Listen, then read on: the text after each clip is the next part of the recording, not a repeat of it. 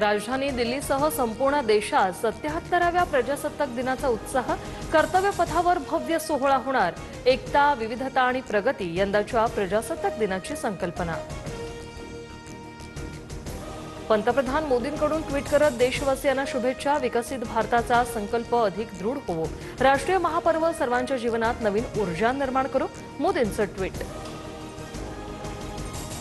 प्रजासत्ताक दिनाच्या पूर्वसंध्येला मुंबईतील सीएसएमटी स्थानकासह नवी मुंबई, पिंपरी महापालिका आणि विधान भवनाला विद्युत रोषणाई, तर पंढरपुरातील विठ्ठल मंदिरही तिरंगी रंगाने न्हाऊन निघालं. ठाणे, कल्याण, उल्हासनगरमध्ये भाजपच्या कार्यकर्त्यांची परवड झाली.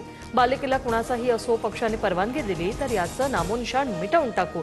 मंत्री गणेश नाईकांचं थेट एकनाथ शिंदेंना आव्हान.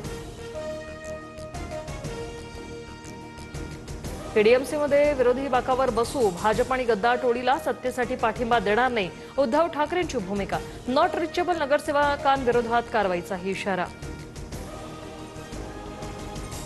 ठाणे आणि कल्याण डोंबिवली महापालिकेचा महापौर 3 फेब्रुवारीला ठरणार. महापौर पदासाठी शिंदेंची शिवसेना आणि भाजपमध्ये रस्सीखेच सुरू.